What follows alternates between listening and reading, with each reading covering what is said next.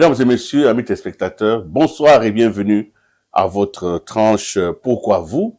Cette tranche a été mise en place depuis que la campagne électorale a commencé. Il était question que le peuple interroge les différents candidats, pourquoi on voterait pour eux, pourquoi eux ils seraient d'une certaine manière euh, le choix des différentes populations. Nous avons commencé cette émission il y a quelques semaines et ça nous a rapporté beaucoup de bien parce que nous avons eu l'occasion de connaître des hommes, leurs convictions, leurs idées. Et ceux qui étaient accompagnés par d'autres convictions ont dépêché, sinon nous avons invité leurs supporters, comme on dit. Mais une autre question fondamentale, nous en tant que journalistes, nous la posons parce que chez nous, les journalistes, les faits sont sacrés, les commentaires sont libres. Comment, dans un pays comme celui-ci, où des choses se sont faites, nous pouvons arriver à douter des faits? Qu'est-ce qui s'est passé? Pourquoi des choses faites, on n'y croit pas? Pourquoi des choses non faites, on pense qu'elles ont été faites? Nous avons donc une difficulté majeure, c'est de consolider la relation des faits. Qu'est-ce qui a réellement été fait? En ce qui concerne le président sortant, Félix Antoine Tshisekedi Tshilombo, nous avons suivi toutes les campagnes. Il y a ceux qui estiment qu'il n'a du tout rien fait. Et d'autres pensent qu'il a tout fait. Entre les deux, il y a les sérieux. Et les sérieux, c'est ce soir notre objectif. Nous voulons aller au cœur des événements. Même si c'est la propagande, même si c'est la campagne électorale, mais il s'agit de la vie des citoyens congolais. Il s'agit des choses qui ont été faites pour les Congolais. Donc, il faut les préserver. Nous avons donc le plaisir de recevoir un homme de premier plan, quelqu'un qu'on ne présente plus, parce que présent dans la plupart des grands événements de notre pays, c'est M. François Mwamba. Bonsoir. Bonsoir, Willy. Merci d'accepter cette invitation. Vous êtes devenu extrêmement taiseux, ça fait de plus en plus dans les silences, vous ne parlez presque pas, mais vous travaillez. Aujourd'hui, vous êtes le coordonnateur du Conseil présidentiel de veille stratégique.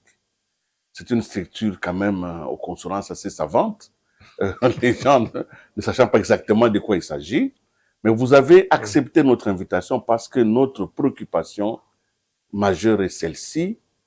S'il y a des choses qui ont été faites par le président, il ne les a pas faites pour lui. Il les a faites pour la population. Si elles existent et qu'il y a des efforts pour qu'on ne puisse pas croire en cela, nous avons le devoir de dévoiler cela. Et nous sommes venus vers vous parce que vous avez, semble-t-il, et nous allons peut-être le voir, des éléments de preuve irréfutables. Des choses qui ont été faites parmi nous et sur lesquelles nous allons essayer de mettre une lumière. C'est pourquoi ma première question, et celle-ci, elle est relative à cette campagne. Vous êtes un homme politique, vous avez déjà fait des campagnes, vous avez déjà été élu, vous avez été ministre. Comment vous qualifiez la qualité de la campagne électorale que nous sommes en train de vivre aujourd'hui? Merci Willy pour cette question, mais avec ton autorisation, je vais Je vous en prie. Faire une petite introduction qui permette un petit peu de fixer le cadre, etc. François Mwamba, je ne suis pas ici pour me présenter, mais ce que je voudrais d'abord commencer par dire, c'est l'aspect on ne l'entend plus, on le voit moins qu'avant et tout ça, etc. En réalité, c'est parce que nous avons donné la priorité au travail. Et pour faire un travail bien fait, il n'est pas nécessaire, matin, midi et soir, de parler et qu'on travaille partout. Il faut, pour cela, créer un climat, un cadre qui, en ce moment-là, signifie être dans la discrétion, être là où les choses doivent pouvoir se préparer. Donc, notre vocation n'est pas une vocation de faire du bruit.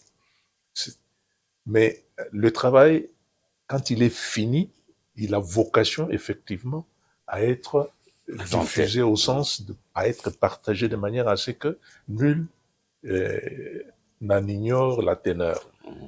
Et s'agissant du président de la République sortant, son Excellence M. Félix Antoine Tshisekedi Tshilombo, c'est un peu de cette école-là. Voilà quelqu'un qui, pendant des années, trentaine d'années, était dans l'ombre de son illustre père d'heureuse mémoire, Étienne Tshisekedi. Il a beaucoup appris dans le silence, il a beaucoup appris dans l'ombre, et l'émission est bien intitulée Pourquoi vous au sens pourquoi lui. Donc je pense que ces pays, après avoir connu toutes sortes de personnalités qui l'ont dirigé, avaient besoin effectivement d'avoir quelqu'un qui aime son pays, qui connaît son pays, qui a appris aux côtés d'une sorte d'orfèvre en la matière qui était Étienne Tshisekedi, l'ABC de la politique, et qui s'est cultivé, effectivement, comme j'ai dit tout à l'heure. Nous avons affaire à quelqu'un qui est venu en situation avec une seule obsession. J'ai une vision, je vais la mettre en œuvre, pas pour moi, tu l'as dit, mais pour la population. Et quand il est arrivé, pour matérialiser cela, parce que tout ceci n'est pas improvisé, et ça m'amène à définir en quelques mots ce qu'est le CPVS. Oui. Voilà quelqu'un qui arrive et qui s'élance à lui-même un défi. Bien sûr, il va falloir prendre des engagements. Mais est-ce que les engagements que je vais prendre vont être mis en œuvre par ceux censés de pouvoir les exécuter? S'ils exécutent, est-ce qu'ils exécuteront bien ou mal? Quand je dis il s'élance à lui-même un défi, c'est il crée un outil, un instrument ayant pour but de monitorer, d'évaluer et de faire des propositions d'ajustement quand cela est nécessaire. C'est ça le CPVS. Donc, c'est un outil dont les chefs de l'État s'est doté pour, en quelque sorte, avoir la possibilité de savoir qu'est-ce que les gens qui sont censés suivre mes instructions, qui sont censés mettre en œuvre ma vision, le gouvernement, les autres institutions, est-ce que ce qu'ils font, ils le font conformément à cette vision, ou est-ce qu'ils le font bien, ils le font mal, et qu'en pense la population? Et que donc, il lui fallait un outil. Tous les pays, les grands pays modernes en Afrique, je citerai le Sénégal, ont ce type-là. Ça s'appelle BOSS. Le CPVS au Sénégal s'appelle BOSS. Donc, ont ce genre d'outils qu'on trouve en Occident et très peu, effectivement, dans des pays comme le nôtre. Mais le président de la République, dès le départ, il n'a pas attendu qu'on vienne le critiquer pour le faire. Il s'est donné les moyens de pouvoir lui-même avoir la possibilité de s'auto-évaluer. Et donc, à partir de ce moment-là, nous arrivons donc là où nous sommes aujourd'hui, c'est-à-dire avec un mandat finissant et le doute qui s'est installé, mais ce doute, je ne le mets pas, moi, en termes d'évaluation, et de là où je suis, seulement sur le dos des opposants ou des gens qui n'aiment pas le régime du président Tshisekedi. Nous avons nous-mêmes notre propre responsabilité là-dessus. Comme je disais, quand on a fait du bon travail, cela a vocation à être partagé. Est-ce que nous avons toujours eu cette volonté de bien partager les choses pour que nul n'en ignore? Donc vous acceptez quand même qu'il y ait quand même quelques couacs au niveau de la communication? Pas seulement quelques couacs, je veux dire, on aurait pu mieux faire. En ce compris le CPVS, puisque c'est notre métier de monitorer, mais ce n'est pas notre métier de faire du bruit. Quand nous monitorons, nos remarques, nos analyses sont destinées à l'autorité et non pas à la presse. Et que donc, aujourd'hui,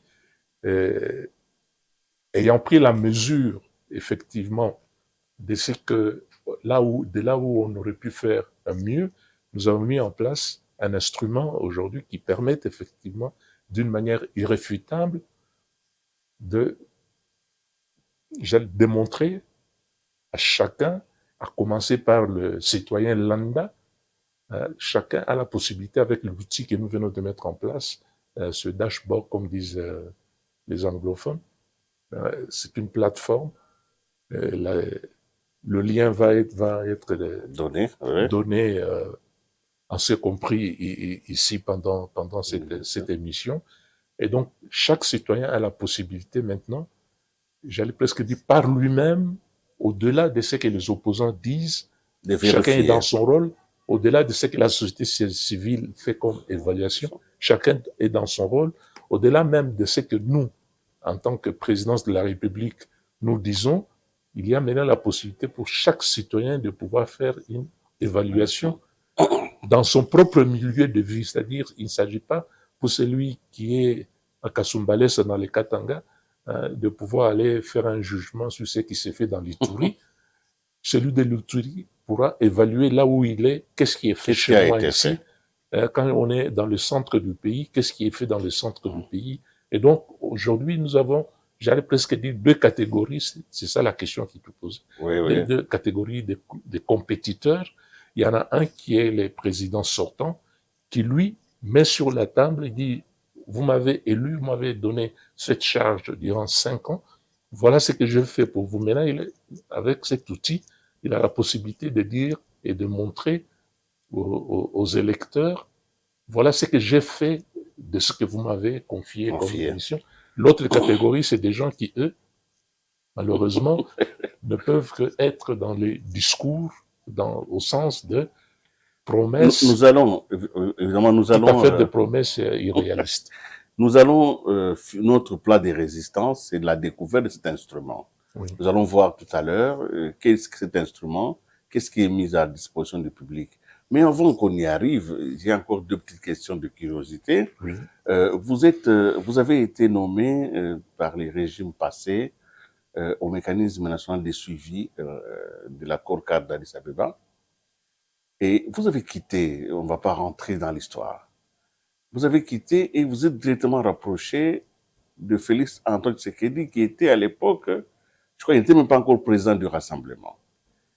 C'est comme si vous aviez, de votre point de vue de l'époque, comme si vous saviez que vous alliez vers quelqu'un qui allait arriver au pouvoir.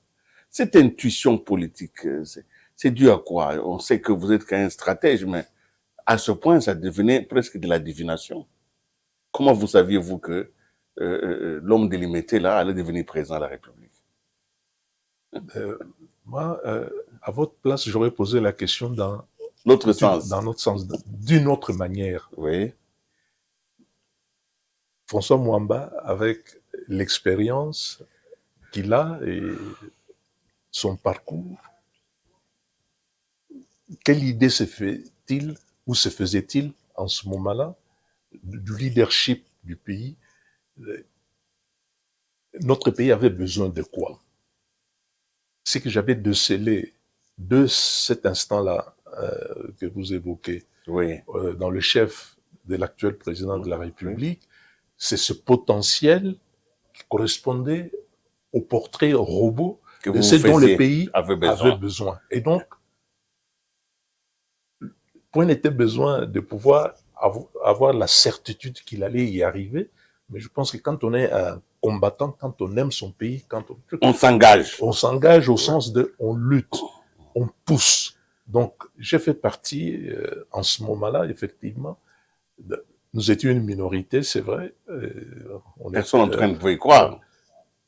Il y avait déjà 37 ans d'opposition, donc vous savez que... À partir du moment où la question c'est est-ce qu'il va y arriver, évidemment, il y a très peu de gens pour pouvoir s'engager de ce point de vue. Mais qu'est-ce qui est bon pour le Congo? Nous étions là quelques-uns en disant ça c'est bon pour le Congo. Quelles que soient les chances ou les résultats des sondages, nous devons pousser. C'est un combat. Si nous voulons que notre pays puisse avoir un tel leadership, il faut qu'il y ait des Congolais, il faut qu'il y ait des patriotes qui poussent en dépit de l'adversité ou des difficultés qui apparaissaient à l'époque, avec l'aide de Dieu, parce que c'est lui qui est le maître des lieux et des circonstances. Les choses ont évolué dans le sens où nous avons effectivement réussi à convaincre la population, en tout cas une bonne partie de la frange de notre population, à donner ce suffrage donc à notre favori de l'époque. et qui est devenu effectivement le président de la République. Aujourd'hui, à la place où je suis, j'aurais pu être aux finances, j'aurais pu être au budget, j'aurais pu être aux affaires étrangères. Tout le monde me voit partout. Mais je pense que dans le rôle qu'il m'a confié, l'honneur qu'il m'a fait de me confier la direction du conseil présidentiel de veille stratégique, je crois que m'a permis effectivement de donner une grande mesure de ce que je pouvais apporter comme pierre à l'édifice, qui est effectivement un travail commun, un travail d'équipe et tout ça, etc. Oui. Et à cette place-là, aujourd'hui, je suis fier, parce que c'est un peu l'aboutissement de tout ça, de pouvoir effectivement aujourd'hui avoir été le coordonnateur de la structure qui permet effectivement de mettre à la disposition de la population et du citoyen lambda la possibilité de pouvoir vérifier ce que le président de la République a pu faire pendant ces 5 ans ou pas. Et donc aujourd'hui, il ne s'agit plus d'en parler. Aujourd'hui, nous sommes en situation de pouvoir démontrer cela et de le montrer. Nous allons effectivement demander à notre régie, on va essayer, hein, c'est la technologie, le numérique et la télé, nous allons essayer de voir un peu cette plateforme que vous avez mise en place. Qu'est-ce que l'on peut voir, comment est-ce que ça fonctionne? Et si la régie est d'accord avec moi, nous allons aller sur cette plateforme. Alors, voilà. Vous pouvez nous expliquer un tout petit peu, hein, vous avez la possibilité de nous parler, comme ça, et ils nous suivent et ils peuvent... Oui, nous avons là donc la page de garde, hein, donc, oui. Qui permet effectivement je signale la présence de trois entrées. Il y a une entrée intitulée « En savoir plus ». Oui. Tout d'abord, on parle d'acquis et on parle de vision. Du président, oui, oui. Alors, prenons le cas de la vision du président. Si on veut en savoir plus, il y a un bouton là, « En savoir plus », qui est en fait un lien qui renvoie directement sur... Je crois qu'on va cliquer. Si Lise peut cliquer sur « En savoir plus », c'est possible, comme ça nous allons directement sur la page. Le but qui nous occupe ici, c'est la carte la carte mais je veux dire, par curiosité, j'explique pour que quand même les gens comprennent pourquoi ce bouton existe. En principe, quand on appuie sur « En savoir plus », on va sur la présidence de la République, on a tous les qui services. explique le programme du président, les fameux piliers et tout ça, etc., qui explique la nature de la vision. Là, nous avons une carte. Maintenant, quand on va sur la carte interactive, elle est là. C'est une carte de la République démocratique du Congo, dans sa déclinaison de 26 provinces. Et comme il est indiqué en haut de la carte,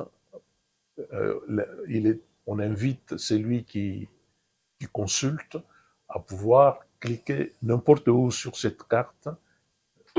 D'accord, il peut cliquer sur n'importe quel... Voilà, même là, n'importe où. Voilà, nous sommes dans la Chopo. La Chopo. Alors, donc là, on arrive sur une page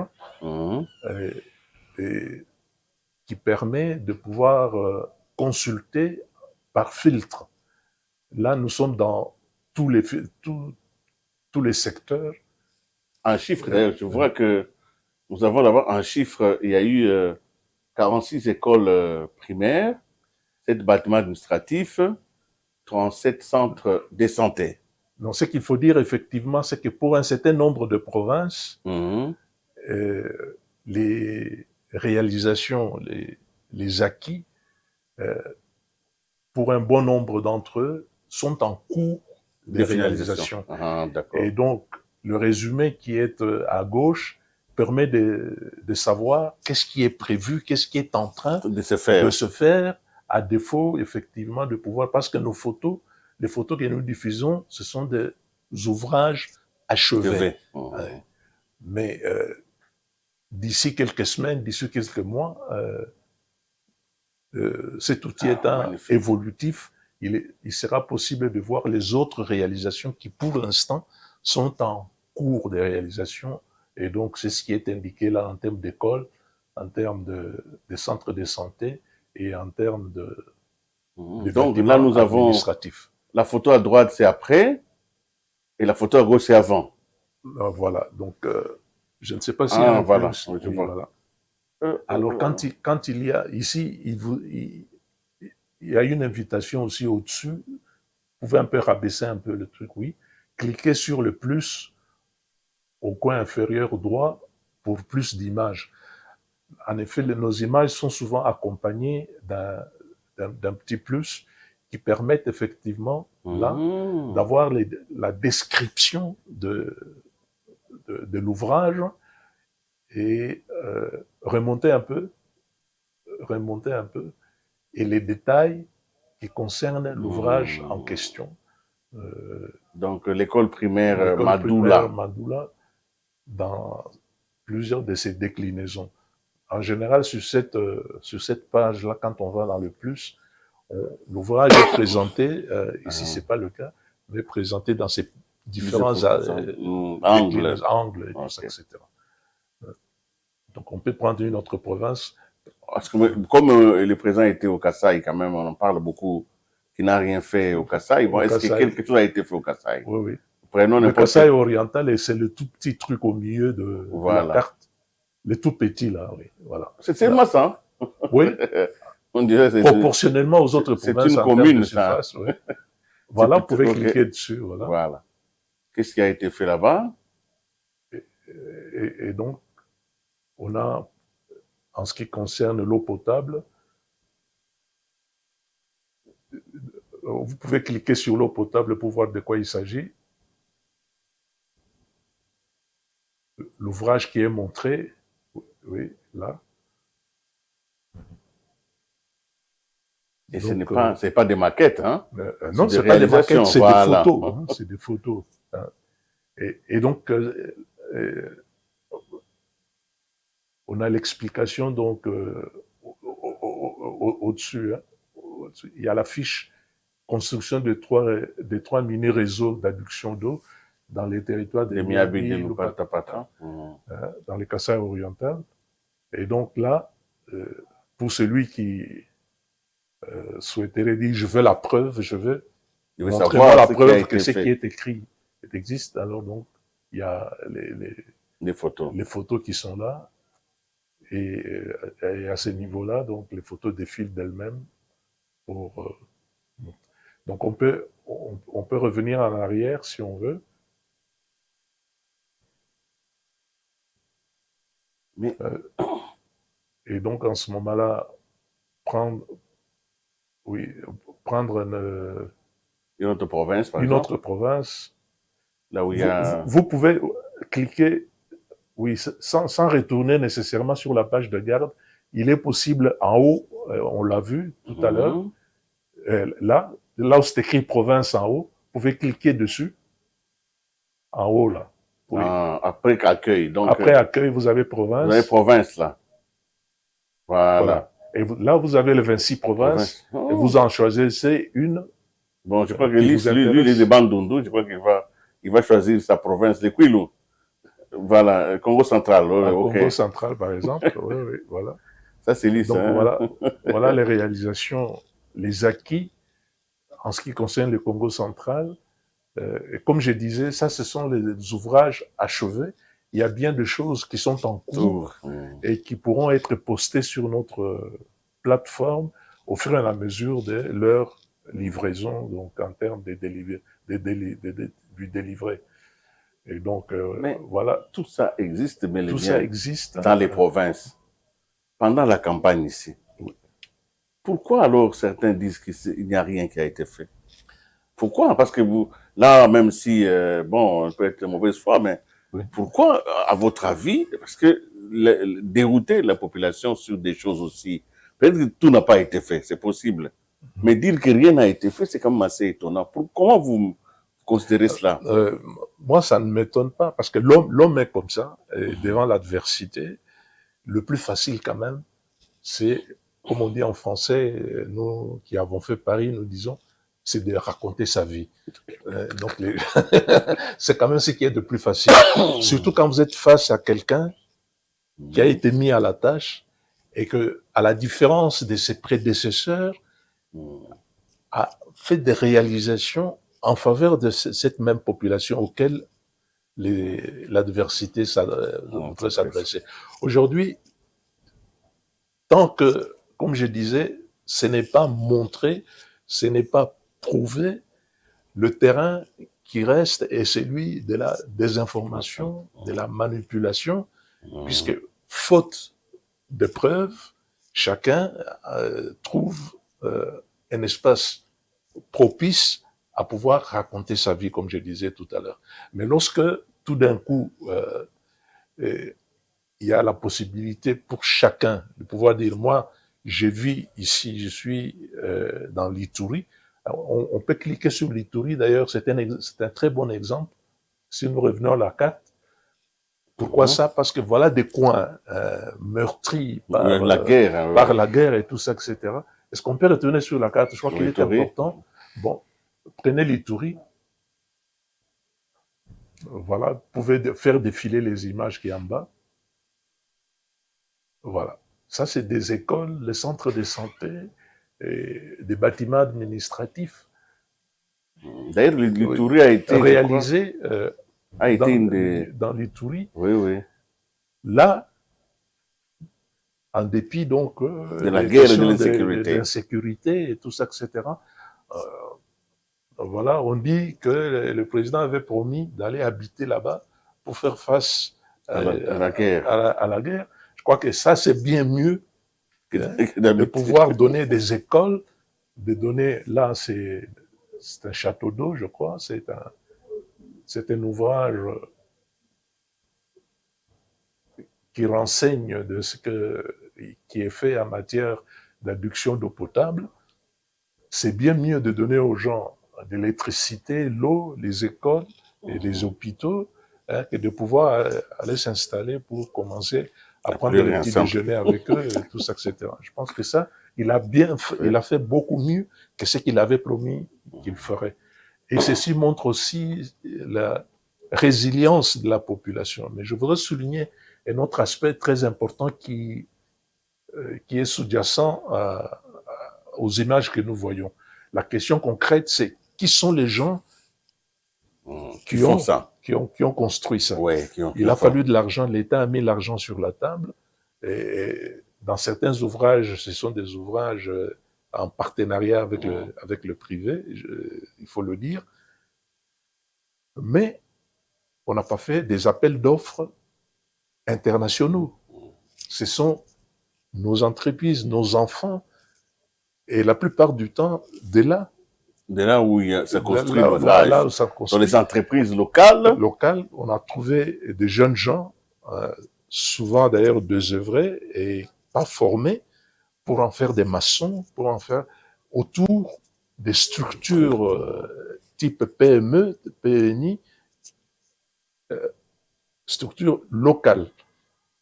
Le président avait promis qu'il y aurait des millionnaires dans son mandat. Durant l'exercice donc de ses responsabilités. Et je voudrais pouvoir préciser, quand le président dit durant mon mandat, en 2018, qu'on se rappelle, c'est pas à toi, Willy, que je vais expliquer ça, le programme du gouvernement et du candidat Félix Tshisekedi de 2018 disposait que il ferait un certain nombre de choses pour les Congolais, mais il demandait, dès le départ, il demandait 10 ans. Donc le programme a été fait, l'articulation, les 85 milliards s'entendaient à mobiliser sur 10 ans. Donc ce qui fait en moyenne 8 milliards par an. Là, nous sommes à quel budget là? 16 milliards. Ouais. Donc on est à la moitié, à la moitié des choses du parcours qu'il avait sollicité auprès des Congolais. Nous sommes déjà à 16 milliards de budget. Et donc, en rythme annuel, 8,5, maintenant, avec l'élan qui est pris, nous pouvons dire que dans les années qui viennent, le président va être en mesure, en termes de mobilisation des recettes, de pouvoir égaler ce qu'il avait dit qu'il ferait. Et que donc, la question concernant les, les millionnaires, si nous prenons Kinshasa, non pas comme ville, mais Kinshasa comme capitale, province. Comme capitale, parce que il y a des choses que nous avons mis dans Kinshasa qui concernent l'ensemble du pays. Pays. Alors, allez dans Kinshasa et prenez comme filtre, parce que bon, il y a beaucoup d'images dans Kinshasa, il y a au moins 7 ou 8 pages. Là où c'est écrit tout cela, allez dedans et choisissez emploi. Oui. Cliquez là-dessus, sur la petite flèche. Oui. Ok, vous y êtes là. Vous y êtes. Maintenant, montrez les images. Et c'est là où on voit, par exemple, que d'une part, on a donné une retraite méritée dans des conditions humaines aux anciens, et que de l'autre côté, on a les jeunes, vous les voyez là, à qui on donne leur chance, notamment en ce qui concerne les PME, PMI. Il y a un certain nombre de structures que le président a mises en place et qui vont effectivement créer cette dynamique d'une génération qui s'efface dans la dignité et une jeunesse qui monte en puissance pour il y a une le question bien de la République démocratique du Congo. Donc là, on voit très bien l'articulation, si tu veux, de la vision du président de la République, le respect des anciens et la promotion des jeunes. Et parmi les jeunes, essentiellement les mamans. Ok. Alors, Monsieur François Mamba, vous avez aujourd'hui la charge de nous donner ces éléments, et c'est mieux de le faire. Mais une question quand même qui me taraude l'esprit. La continuité de des affaires d'État voudrait que quand l'un commence, un autre peut venir. Oui. Alors pourquoi pensez-vous que il faut absolument que ce soit Félix Tshisekedi pour le prochain mandat? Ce qu'il a fait, il l'a fait pour la nation. Si quelqu'un d'autre arrive, vous pensez que ça ne pourrait pas être consolidé, ou bien il faut absolument que ce soit lui? Pourquoi il faut que ce soit lui pour que les acquis soient consolidés? Et pourtant, c'est des acquis d'État. Donc, les affaires d'État continuent, les hommes passent, les institutions restent. À votre avis, pourquoi sa présence, pourquoi lui, en tant qu'individu, est substantiel à la mise en place de tous ces acquis? J'ai 3 éléments pour répondre à ta question, Oui. Willy. Le premier élément, c'est que dans ce pays, nous avons une constitution, c'est-à-dire une règle qui s'impose à tous, et au terme de cette constitution, le mandat présidentiel est électif, il faut être élu, et la même constitution dit 2 mandats maximum. Donc, c'est mon premier élément de réponse. À partir du moment où la Constitution donne cette possibilité d'exercer un deuxième mandat, pourquoi s'en priver, puisque c'est la règle générale qui s'impose à tous et à chacun. La deuxième chose, c'est dans le concret. Lui, il a eu un premier mandat, il a travaillé, et il estime que s'il avait encore un peu plus de temps, il ferait davantage. Donc nous ne sommes pas là dans une disposition qui stipule que pour que ça aille mieux, il faut qu'il y ait alternance. Là, nous sommes dans la mise en œuvre de la Constitution de la République démocratique du Congo. Il a travaillé, il y a des résultats, il y a des choses qui sont en cours. Il estime que s'il avait un peu plus de temps, si on lui donnait un peu plus de temps, à condition de passer par les élections, c'est une obligation bien entendu. Il a eu beau demander en 2018 10 ans, mais ce n'est pas automatique. Il faut repasser tous les 5 ans par les élections. Donc, mon deuxième élément donc, de réponse, c'est que la perspective est 10 ans, c'est pas lui qui décide, c'est pas lui qui limite, c'est la Constitution de la République. Et puisqu'il a des choses à finir, à finaliser, à consolider, alors ce qu'il dit, si vous me faites confiance, de la même manière que nous avons fait ça ensemble, vous êtes assuré, c'est pas une promesse, que moi à cette place-là, avec moi à cette place-là, les choses vont pouvoir être consolidées et dans le bon sens. Le troisième et dernier élément, c'est que bien entendu, au terme du deuxième mandat, ce que tu dis devient en ce moment-là quelque chose qui s'impose. Il faut que ça tourne. Il faut que ce qu'il aura fait au bout de 2 mandats et au terme de son deuxième mandat, ça sera nécessairement, en ce moment-là, c'est nécessairement quelqu'un d'autre qui puisse prendre la main. Mais entre 5 ans et 10 ans, il est tout à fait normal et naturel que quelqu'un qui a travaillé et qui montre qu'il a travaillé puisse dire, puisque la Constitution le permet, hein, donnez-moi un second mandat et nous allons non pas finir le travail, mais consolider ce que nous avons commencé, quitte à ce qu'après ce deuxième terme, il y ait en ce moment-là l'alternance nécessaire, interne ou externe, je veux dire, sa famille politique. Aujourd'hui, c'est au niveau de l'Union sacrée, UDPS d'accord, mais l'Union sacrée, ou en dehors de ça, la République. C'est le peuple qui choisira, le peuple qui choisira en ce moment-là, en espérant que l'élan qui aura été imprégné, consolidé au bout de 10 ans, va pouvoir se poursuivre dans la même direction et qu'il n'y aura pas une sorte de retour en arrière, comme il dit aujourd'hui aux Congolais, avec, à juste titre, vous avez le choix entre continuer avec moi ce que nous avons commencé ensemble pour que ça prenne, je vais dire, une dimension irréversible, parce que les choses, quand elles sont fragiles, sont très faciles à retourner ou à détricoter, comme on dit en français. Mais si ça atteint un certain seuil d'irréversibilité, à partir de ce moment-là, le peuple lui-même sera en mesure de dire non. Toyokanaki, Boyete. Nous étions dans une dynamique, il faut que nous puissions continuer dans cette dynamique-là, quitte à ce que ça se fasse sans le champion qui était là, qui nous a amenés là où nous sommes. Donc ça, c'est tout à fait concevable.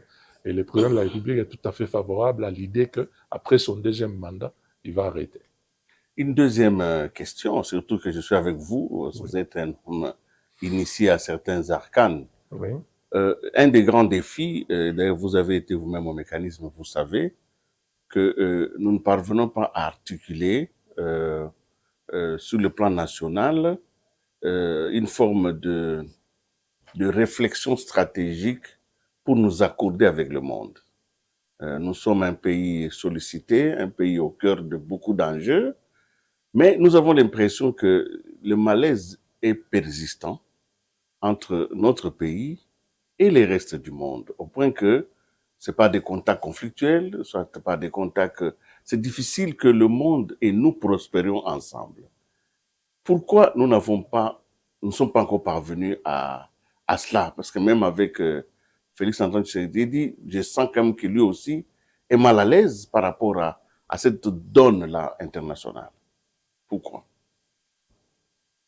D'abord, le premier malheur de la République démocratique du Congo, ce sont ses avoirs. Ouais. Justement, puisque nous possédons ce dont tout le monde a besoin, parler du reste du monde, que tous les projecteurs sont sur la République démocratique du Congo. Mais quoi de plus facile lorsque celui qui possède, en termes des instruments de souveraineté, donne l'impression, je parle là de l'armée, parce que c'est ça l'outil, si tu veux, essentiel de la souveraineté face à l'adversité extérieure, donne l'impression d'une certaine faiblesse. De ce côté-là, il faut dire les choses telles qu'elles sont. On nous importune parce que les gens anticipent sur l'idée qu'ils peuvent le faire. Pourquoi? Parce que ils pensent que nous en sommes termes faibles. De défense, la Les République du seront Congo faibles. n'a pas une défense à la dimension de son potentiel en termes économiques. C'est un très grand défi. Nous venons de loin et qu'effectivement, aujourd'hui, que ce soit du point de vue de la formation de nos jeunes, les équipements de nos militaires et la formation de nos officiers et tout ça, etc., le président de la République met le paquet, mais il faut le temps nécessaire, si tu veux, pour pouvoir effectivement bâtir une armée suffisamment aguerrie et qui soit à la hauteur des enjeux qui résultent de ce que nous possédons. Mais soyons aussi justes avec ce que nous appelons le monde. Et tout le monde n'est pas dans le monde prédateur vis-à-vis de la République démocratique du Congo. Nous avons 9 voisins, par exemple. Il n'y en a pas plus de 2 ou 3, je dirais même à peine 2, pour lesquels on peut dire nous avons une relation, si tu veux, je parle là du Rwanda, le Rwanda du président Kagame, essentiellement, mais il y en a 9. On n'a aucun problème avec nos frères centrafricains. Le Congo-Brazza est là, l'Angola est là, et je peux en citer d'autres, la Tanzanie est là. Il y en a même qui nous viennent en aide lorsque nous en avons besoin, le cas de la Tanzanie, par rapport à la MONUSCO et tout ça, à la brigade d'intervention spéciale d'intervention, c'est de la MONUSCO. Les Tanzaniens sont là et d'autres voisins aussi. Donc, soyons, disons, équitables dans notre jugement par rapport à ce que nous appelons les gens qui nous en veulent ou les gens qui ne veulent pas collaborer avec nous, coopérer avec nous. Au Rwanda, le président a offert cela dès qu'il est arrivé. Les gens préfèrent, puisqu'ils se sentent, je veux dire, du point de vue militaire, plus forts que nous, et donc, ils préfèrent venir arracher, de force, exploiter d'une manière illégale et allant même jusqu'à se faire passer eux-mêmes comme producteurs de produits, notamment miniers, dont leur sol ne dispose pas du tout et qui, tout le monde sait par ailleurs que tout ça vient d'une manière illégale de la République démocratique du Congo. Mais des mesures ont été prises aujourd'hui en ce qui concerne l'or.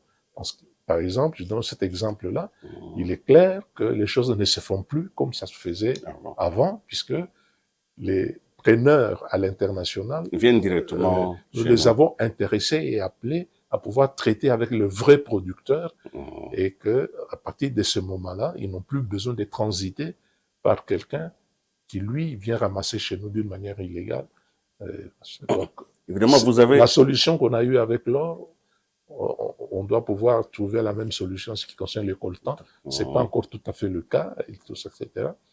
Mais, d'une manière globale et substantielle, tout ceci s'arrêtera lorsque chacun se dira, je ne peux pas aller taquiner les Congolais, hein, puisque le retour de la manivelle va être très foudroyant.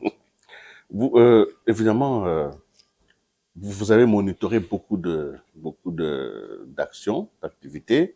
On ne pourrait pas, dans le cadre de cette émission, qui avait comme but de présenter cette plateforme et surtout de montrer à la population qu'il est possible avec le lien. Je crois que la réalisation va nous mettre le lien où on peut télécharger effectivement cette application.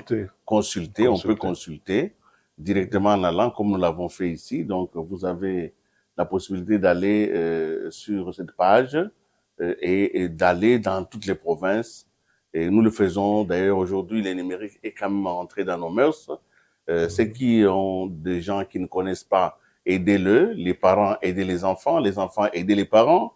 Chacun de nous qui a un peu de méga, essayons de nous donner les forces de notre propre conviction. Ça s'est passé chez nous, c'est chez nous. Approprions-nous les choses qui ont été faites avec notre argent pour nous. Donc, ça n'a pas été fait pour les étrangers, c'est pour les Congolais. Alors, évidemment, M. François Mwamba, vous avez monitoré tout ça, mais il y a une chose quand même sur laquelle j'aurais voulu que vous puissiez encore nous parler, c'est sur la diplomatie. Oui. Évidemment, le personnage de Félix Antoine Tshisekedi Tshilombo Vous avez suivi toutes les critiques qui ont été faites. Je ne vais pas revenir qu'il s'est déplacé beaucoup, c'est un président qui aime voyager. Alors, vous qui le connaissez, qui a anticipé sur ses actions, quelle a été finalement la dose stratégique de tous ces déplacements et quel type de diplomatie avons-nous aujourd'hui, sinon venant de lui? C'est une diplomatie proactive. Parce que nous ne perdons pas de vue qu'avant lui, la reproche était inverse. On disait le président ne bougeait pas. Le président ne bougeait pas. N'allait pas dans des réunions. Dans les réunions, on ne le voyait nulle part. Aujourd'hui, il est le chef de l'État et le premier porte-voix, le premier porte-parole de la République démocratique du Congo. Et que donc, partout là où il va, c'est puisqu'il y a un enjeu. Et c'est vrai qu'on ne l'a pas vu au COP 28, au COP 28 et tout ça, etc.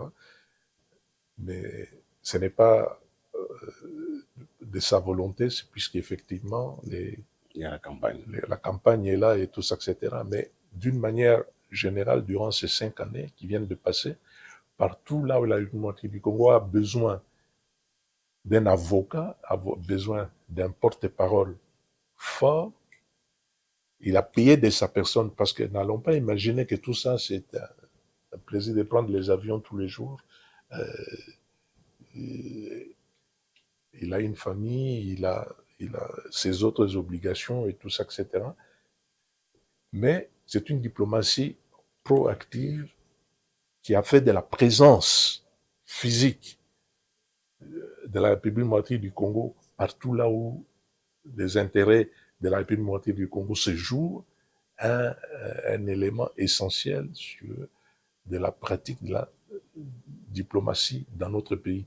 Les résultats sont là. Je crois que au-delà de ce qu'on peut dire par rapport à comment les choses se sont passées, il y a qu'avons-nous obtenu aujourd'hui. Si on regarde sur l'échiquier africain, l'échiquier mondial, la République démocratique du Congo a, comme disent les analystes, retrouvé, je ne dis pas intégralement la place qui lui est dévolue, mais en grande partie, nous avons récupéré les retards que nous avions du fait de ne jamais être là quand les choses se font. La politique de la chaise vide. Alors, on se retrouve alors en ce moment-là seul, j'avais prévu pratiquement seul au monde. Les gens qui veulent nous attaquer, notamment en ce qui concerne les aspects de sécurité et tout ça, etc., l'une des façons de pouvoir faire face, à défaut d'avoir tous les atouts entre nos mains en interne, c'est aussi d'avoir au niveau international des pays qui sont disposés, et ça c'est aussi de la diplomatie. La diplomatie, c'est pas simplement les ambassadeurs et le tralala et tout ça, etc. C'est aussi les aspects de sécurité et tout, qui sont des aspects absolument essentiels. On a parlé de l'East Africa, on parle de la SADC, on parle de même la MONUSCO et tout ça, etc. Ce sont des aspects intégrants de ce qu'on appelle une diplomatie agissante. Donc les résultats sont là, également en ce qui concerne nos relations avec les institutions dites de Bretton Woods, c'est-à-dire pourvoyeurs de ressources, pas gratuitement, bien entendu, mais encore faut-il, quand on a un budget étriqué, quand on a un budget qui ne permet pas de tout faire par soi-même, d'avoir la possibilité d'être crédible et d'être respecté par des institutions susceptibles effectivement de pouvoir apporter un complément. Moi, j'étais au budget, je sais ce que c'est qu'un appui budgétaire. Lorsque les fonctionnaires réclament plus de salaires, plus de revenus et tout ça, etc., et que le budget en soi, rappelez-nous l'histoire de Mboudi, ne permettait pas de pouvoir assumer cela. Les appuis budgétaires qui sont venus par la suite ont pu permettre effectivement de résoudre au moins en partie cette difficulté-là. Mais l'essentiel aussi, c'est que quand les ressources sont là, il faut le mettre là où il faut, et c'est ce que nous venons de montrer. Et le président de la République a le souci de développer le pays, parce que on parle, mais quand on dit PDL 145, parfois on en parle comme ça, comme un slogan, comme d'un slogan, mais c'est un concept très fort. Ça veut dire quoi? Ça veut dire que l'idée que le président Tshisekedi s'est fait du développement, ce n'est pas quelque chose qui vient de Kinshasa et qui... Le développement à partir de la base. C'est à partir de la base. C'est quand même la première fois. Tout ce que nous voyons sur cette carte interactive, c'est des bâtiments. Regardez la qualité de ces bâtiments et l'endroit où ça se trouve. C'est la première fois qu'en République démocratique du Congo, on peut aller dans un territoire à l'extrême est, à l'extrême ouest, au sud de la République démocratique du Congo, et de trouver des bâtiments de cette qualité-là qui permettent à nos enfants, en ce qui concerne les écoles, d'étudier dans des conditions. Parce qu'en plus, il n'y a pas que le bâtiment. Il y a et les centres de santé. Les centres de santé sont équipés. Les écoles que l'on voit ont des bancs et tout ça, etc. Mais c'est aussi la motivation qu'on continue à faire vis-à-vis des enseignants, de manière à ce que, à la qualité des infrastructures corresponde un enseignement de qualité et des soins de qualité. On a la gratuité de l'enseignement primaire, on a la gratuité des maternités. De maternité et tout ça, etc. Nous arrivons à la fin de ce programme qui a été très court, mais suffisamment riche parce que vous avez... Alors, la dernière question que je vous pose, et peut-être le mot de la fin, c'est que le 20 décembre, nous allons aux élections. À part le fait simplement de voter, d'échanger les dirigeants, de renouveler nos institutions, les animateurs, cette élection, est-ce qu'elle a un autre sens pour vous? Est-ce qu'il y a un autre enjeu au-delà de cette démocratie que nous voulons, quelque chose d'autre? Est-ce que les peuples devraient être conscients d'un autre enjeu par rapport à ces élections? Oui, les défis, la nature des défis que nous connaissons sont tels que l'aspect de stabilité est un aspect absolument essentiel. Regardez l'adversité par rapport au Rwanda aujourd'hui. Peut-on imaginer un seul instant que, à partir du mois de janvier 2024, nous ayons un leadership dans ces pays qui soit frileux par rapport à l'idée que nous sommes agressés, à l'idée que l'agresseur, c'est le Rwanda. C'est le Rwanda, et pas le peuple rwandais, mais le régime du président Kagame. Peut-on imaginer cela? Donc, je dis que le 20 décembre, ayons cela à l'esprit, que on a besoin dans tous les pays du monde, et nous ne faisons pas exception, d'une stabilité, au moins pendant une période opérationnelle bien déterminée. Et ici, notre Constitution donne cette possibilité. Encore faut-il que les citoyens mettent son vote pour pouvoir renouveler.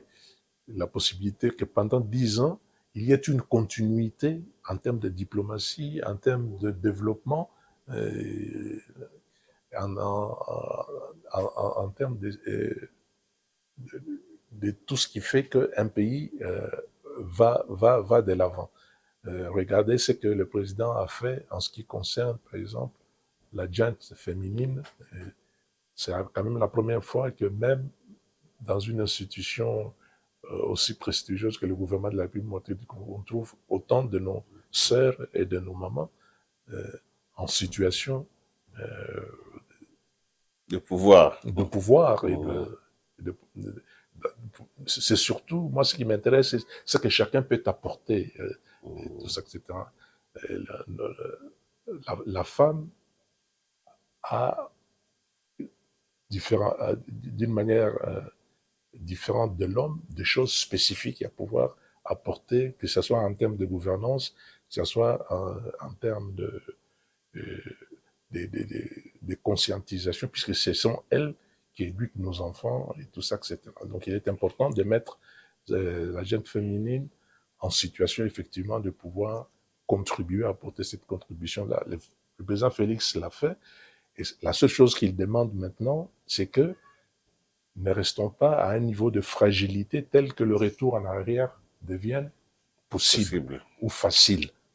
Allons suffisamment loin, c'est ce qu'il appelle consolider, on a commencé, allons suffisamment loin pour rendre les choses, à défaut de les rendre irréversibles, mais très difficilement